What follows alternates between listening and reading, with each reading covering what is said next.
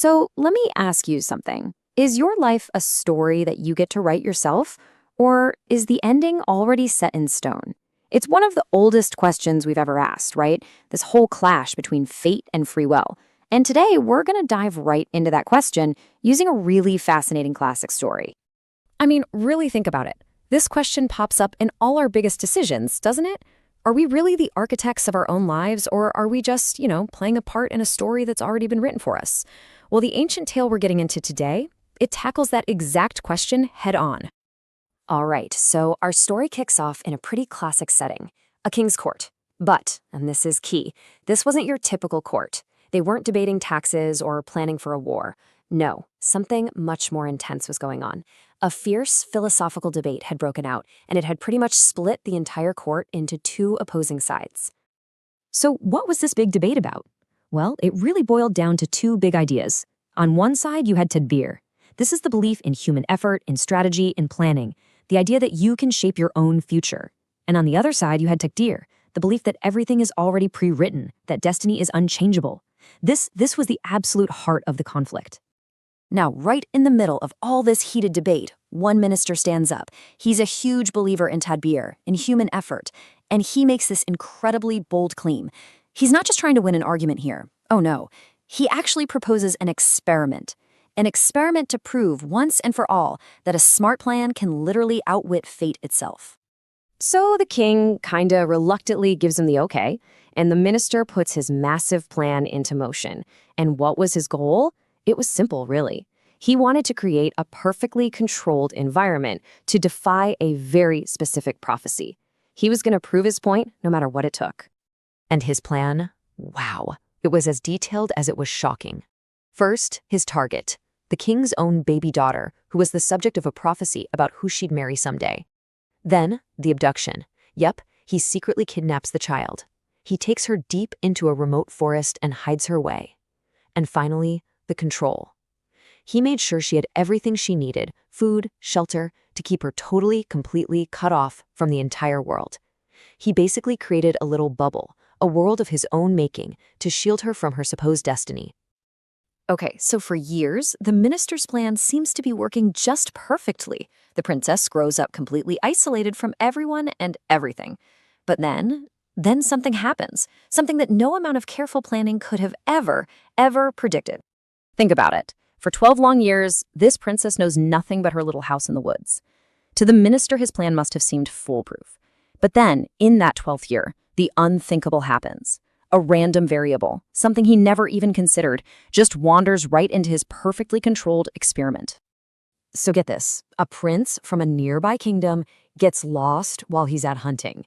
He's just wandering through this super dense forest, and somehow, he stumbles upon this one single hidden house.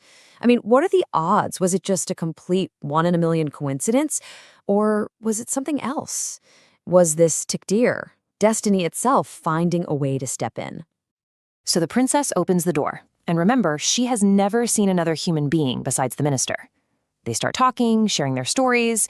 He tells her how he got lost, and she tells him about her bizarre, isolated life. And a connection sparks. That bond grows, it turns into love, and before you know it, they get married and start a family. All of this happening inside the very place that was built to stop her destiny from happening. All right, so now, 12 full years have passed since the minister started this whole experiment. He is absolutely sure he's won, so he travels back to the forest, ready to collect his proof, march back to the court, and finally settle this debate for good.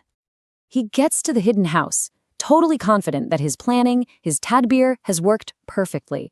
He's all set to bring the still single princess back to the court and declare a total victory over destiny. I mean, he's picturing it so clearly in his head, right? He'll find the princess, alone, unmarried, the prophecy, completely shattered. His plan, a total success. This is it. His entire philosophy is about to be proven right. You can just imagine that feeling of triumph as he reaches for the door, turns the handle, and pushes it open to see the final result of his 12-year-long project. And what's waiting for him inside? It's not the one person he expected to see. It's 3. Just that simple number, 3.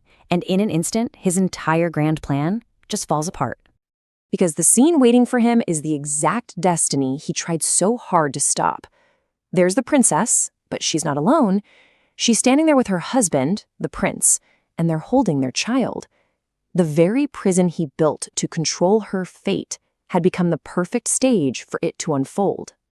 The minister, well, he's just speechless. Can you blame him?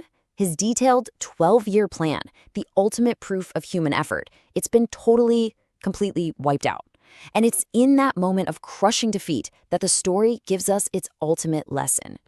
And this is the really amazing insight from the story. It isn't just saying destiny wins, you lose. No, it's suggesting something way more complex.